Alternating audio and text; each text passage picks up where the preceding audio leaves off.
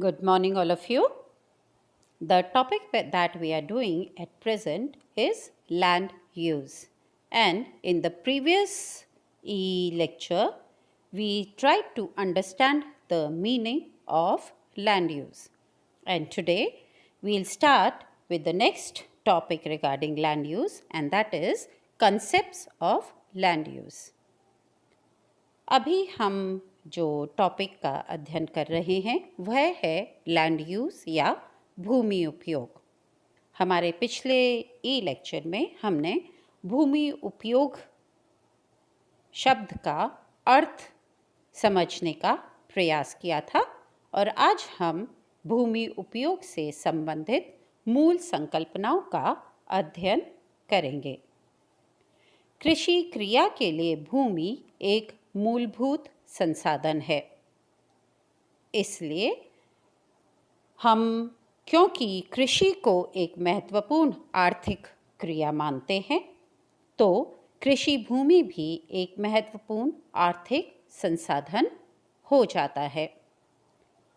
और जब कृषि भूमि एक महत्वपूर्ण आर्थिक संसाधन हो जाता है, तो हमें उसके उपयोग को समझना होगा।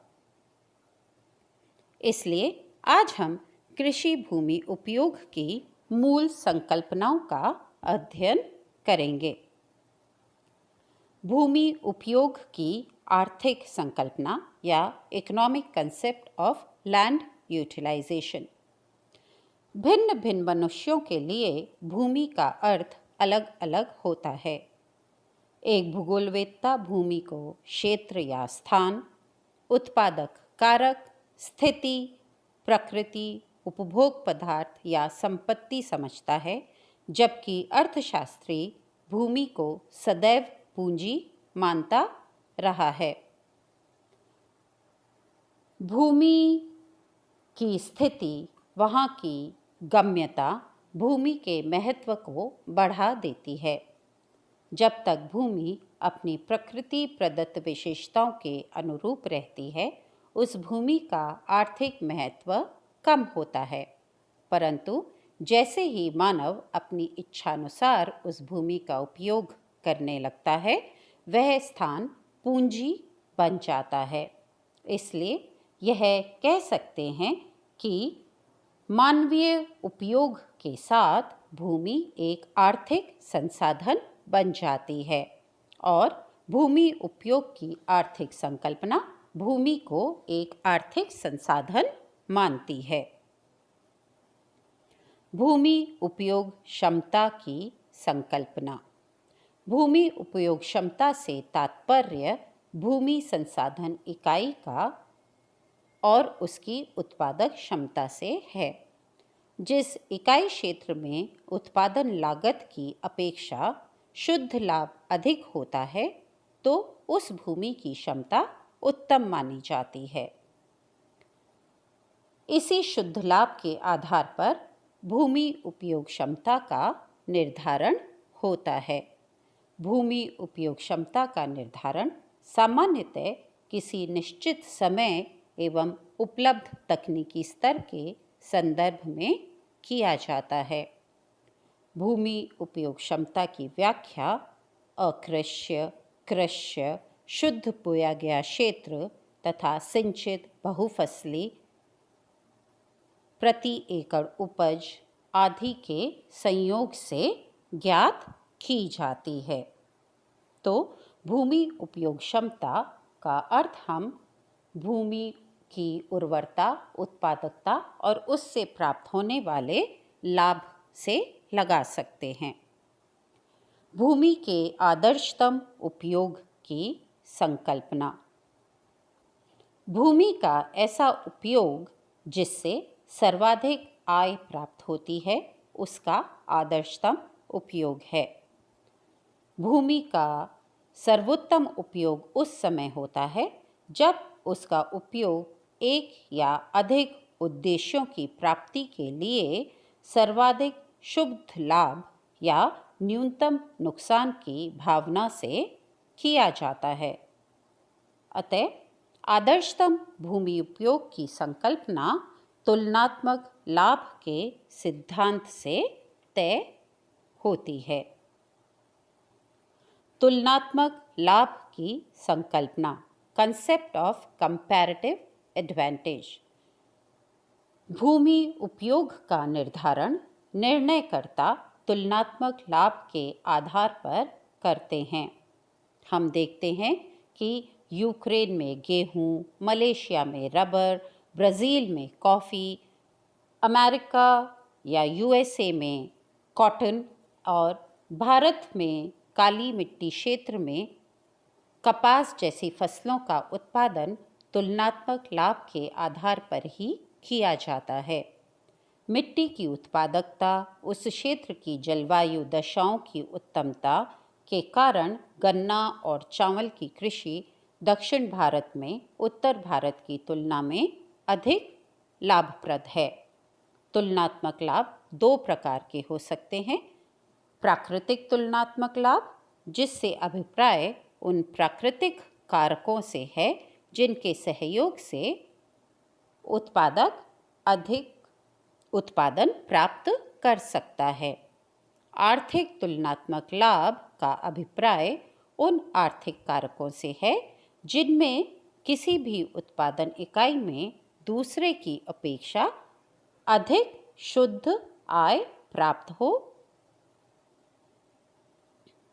और आजकल हम देखते हैं कि कृषक तुलनात्मक दृष्टि से अधिक शुद्ध लाभ देने वाली फसलों को उगाना ज़्यादा पसंद करते हैं।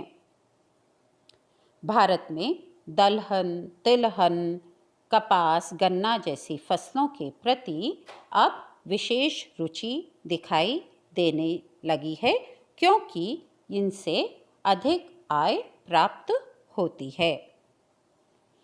क्षेत्रीय संतुलन की संकल्पना। यह संकल्पना व्यवहारिक दृष्टि से बहुत अधिक महत्वपूर्ण है, क्योंकि किसी भी क्षेत्र की भूमि का उपयोग मांग और पूर्ति के अनुरूप संतुलित होना चाहिए। यदि भूमि उपयोग संतुलित है तो उसे प्रभावित करने वाले कारक भी स्थायी होंगे। पूर्ण संतुलित उपयोग वह भूमि उपयोग होता है जो अंतर क्षेत्रीय व्यापार तथा अन्य पदार्थों की मांग के अनुरूप स्थायी होता है। आज आर्थिक विकास की दौड़ में उर्वर कृषि भूमियों का अकृषि कार्यों में उपयोग होने लगा है। इससे न केवल कृषि क्षेत्र कम हो रहा है, अपितु पारिस्थितिक संतुलन भी बिगड़ता जा रहा है।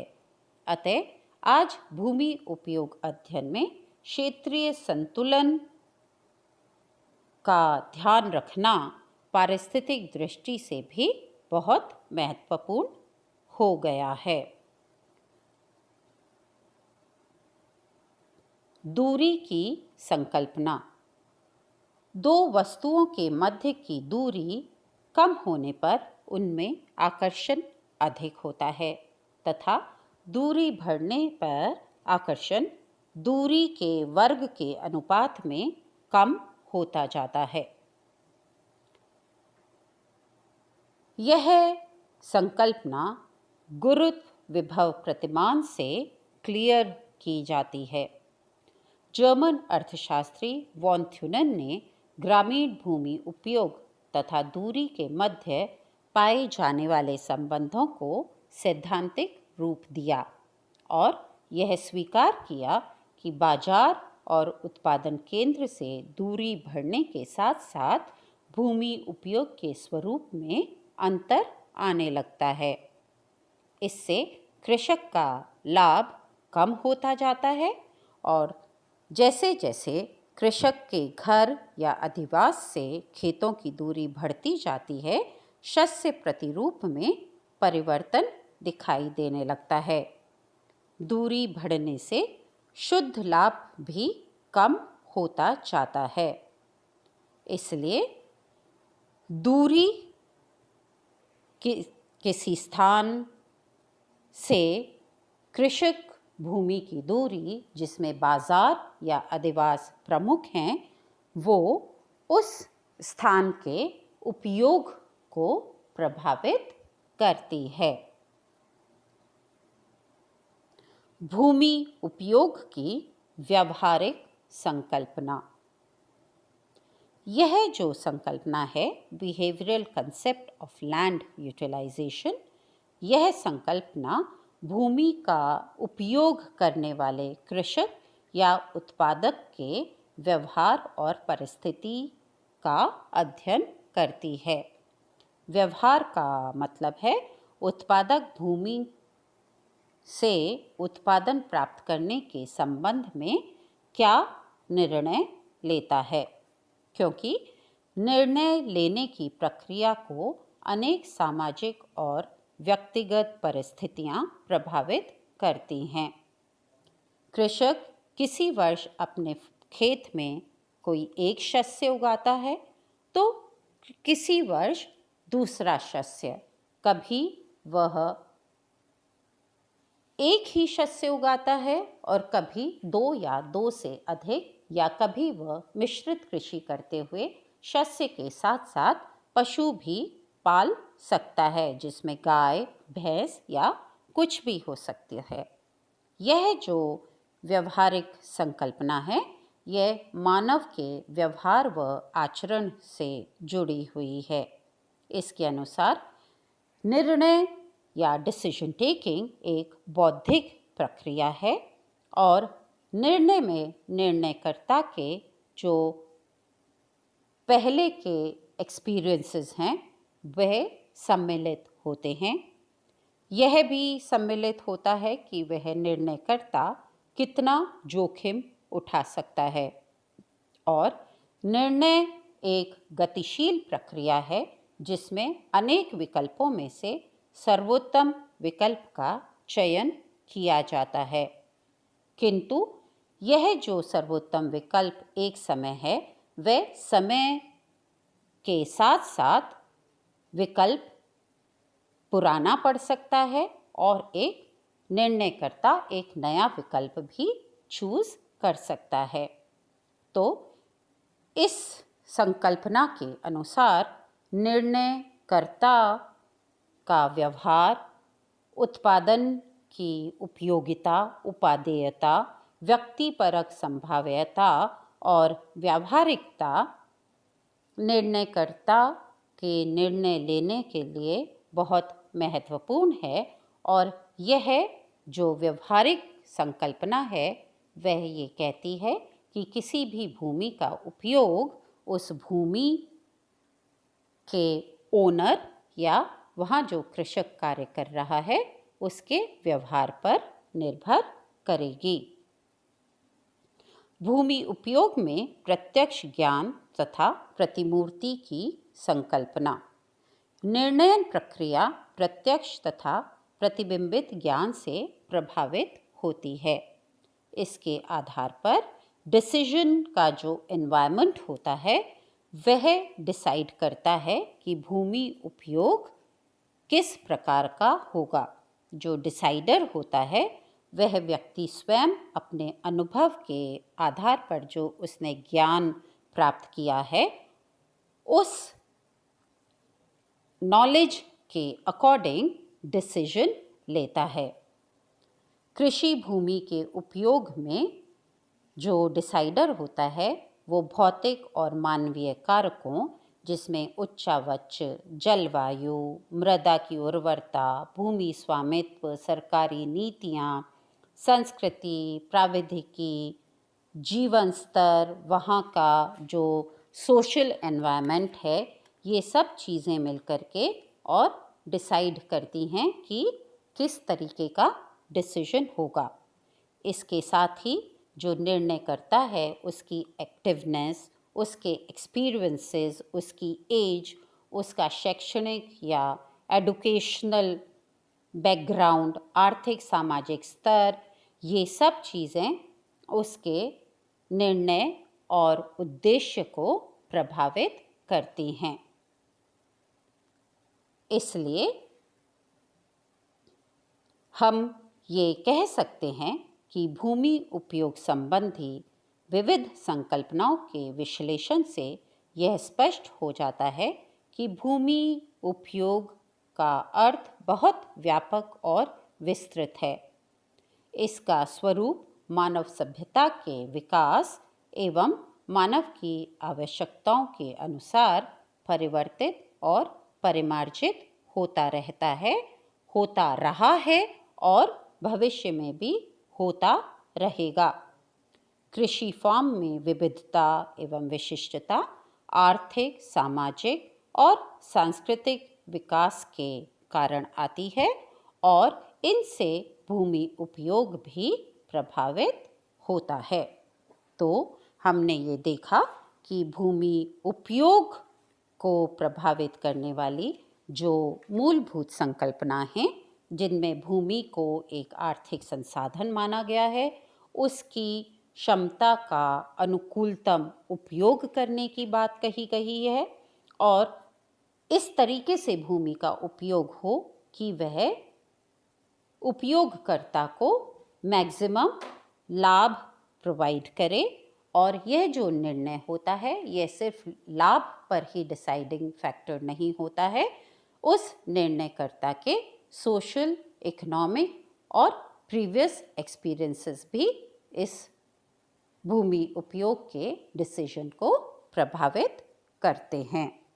तो आज हमने देखा कि भूमि उपयोग को प्रभावित करने वाली कौन कौन सी संकल्पनाएं हैं।